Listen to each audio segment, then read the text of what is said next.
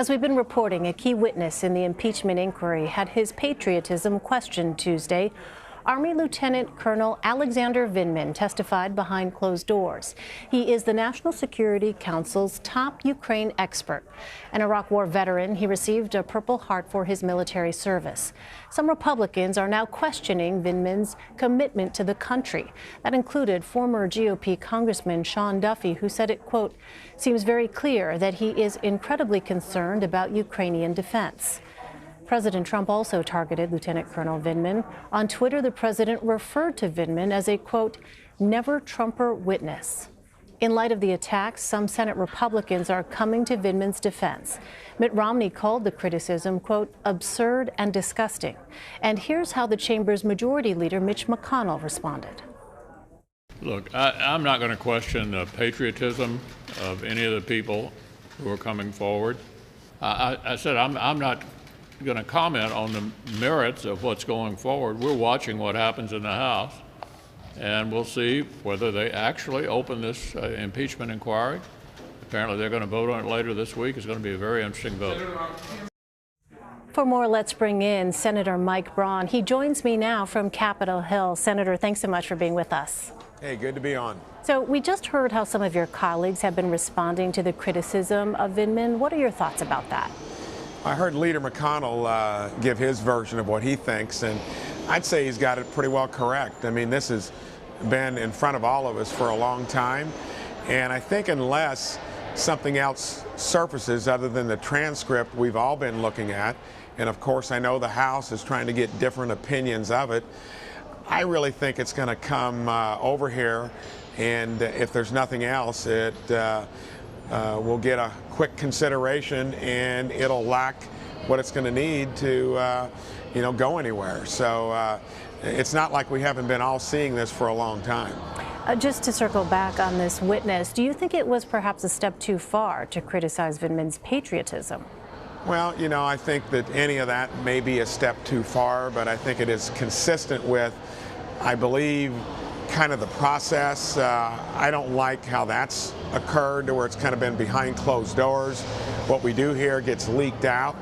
I think that might have been a mistake, and the fact that it looks like, we've almost been trying to focus group our way into building the case. And I think that, if and when it does come over here to the Senate, if there's nothing else other than the transcript, I think that there's nothing there. So, and I believe most Republican senators would reflect that point of view. In fact, you signed the resolution that Senator Graham introduced last week condemning the impeachment inquiry. Only 3 Republican senators have not supported it. Senators Lisa Murkowski, Mitt Romney, and Susan Collins. Yep. Do you think that Republicans need a united front when it comes to dealing with the inquiry? I think that's about as united as it gets in this business. So when you get 50 out of 53, that is a strong statement. But the thing I look at, I just completed a week or so ago touring all 92 counties in Indiana. And I can tell you there, they kind of reflect the same point of view I have, that a lot of this has to do with the fact that it goes way back. When I hear things like Speaker Pelosi almost getting the word excited out of her mouth that they're going through the process, that's not good. I think that taints the process, and it means it was in motion for a long time. And when the Mueller report kind of fell flat, this looks like the second act, and I think it's going to do the same thing. Well, how are you and your Republican colleagues preparing for the possibility that the inquiry could lead to a trial in your chamber?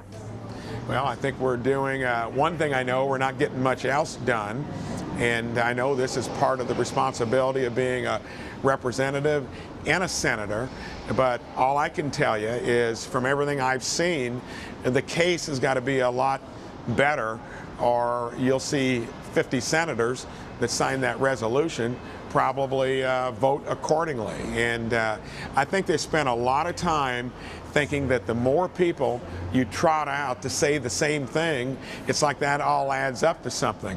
But it's all based upon that transcript that we've all seen for weeks, and that's not moving anybody here. And I think the process has been tainted along the way.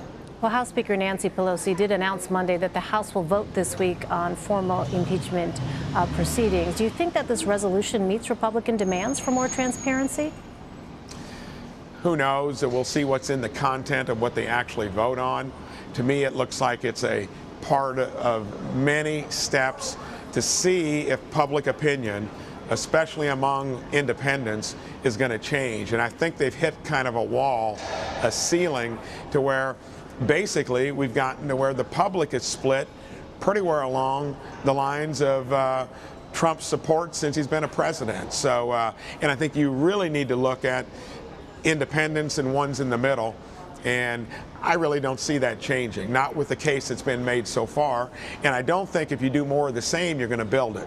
You've raised the issue of transparency. Do you want to see the whistleblower testify publicly?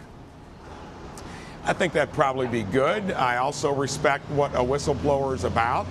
At this point, I don't think it's going to make a lot of difference. I think that might enhance the president's case.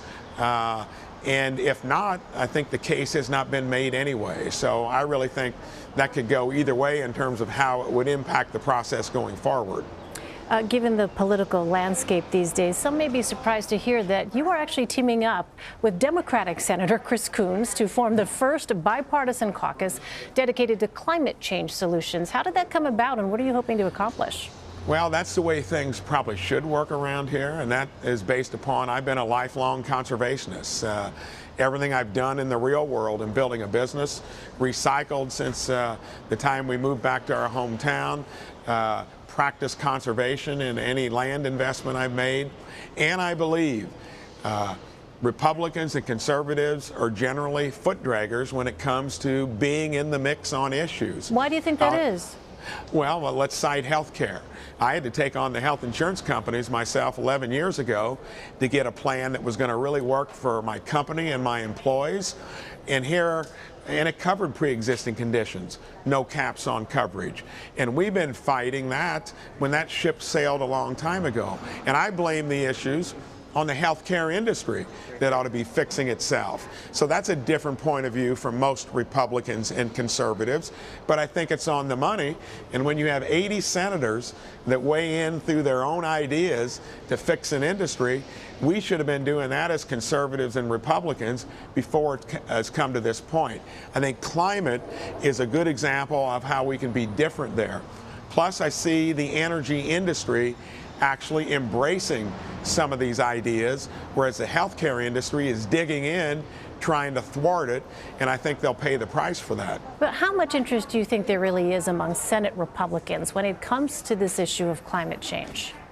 If a few of us lead on it and articulate it differently than we tried with healthcare, where we were apologists for a broken industry that's brought most of this on themselves, maybe they'll learn the lesson from that.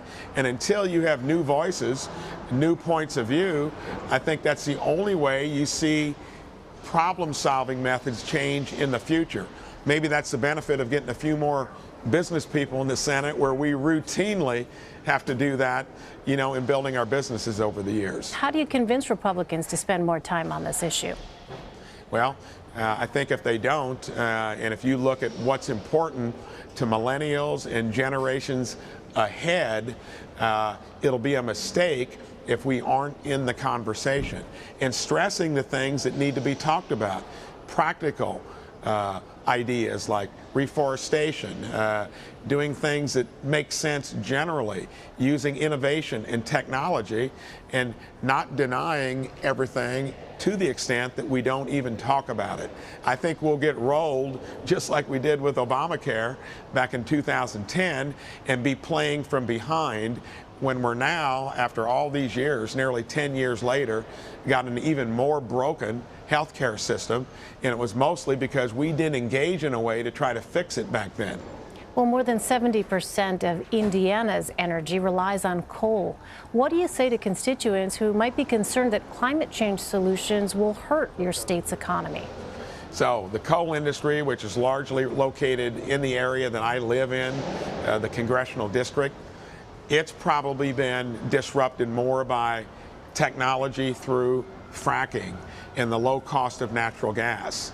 And any fossil fuel that probably doesn't find a way to capture the CO2 is going to be struggling in the long run if there are other energies that are cleaner and less costly. So I believe it all needs to be in play. And I hope that even in fossil fuels, there's a lot of energy and investment made to capture CO2 so they can be in the mix in the long run, because that's the key. All right, really noisy over there where you are. But before we let you go, just very quickly, Senator, what would be your sort of short-term goal with this Bipartisan Climate Change Caucus?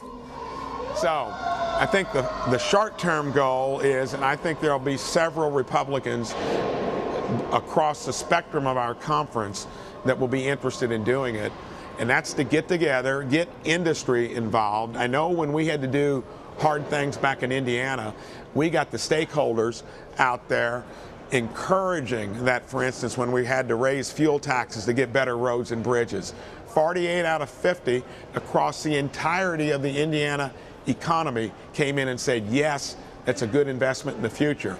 I think we can do that, especially if Republicans get involved in the equation, to let the industry lead its way through, because they're going to be the ones that have to do the heavy lifting, implement the changes. We still are going to need energy and fuel, and they are light years ahead of where the healthcare industry is. That's why I think we might make more headway with climate than we have with healthcare. All right, Senator Mike Braun of Indiana on a very busy Capitol Hill, it sounds like, Senator. A lot of noise here. A lot of noise, a lot of packing up. It sounds like something going on. All right, Senator, thanks so much for your time. Really appreciate it. Okay, thank you.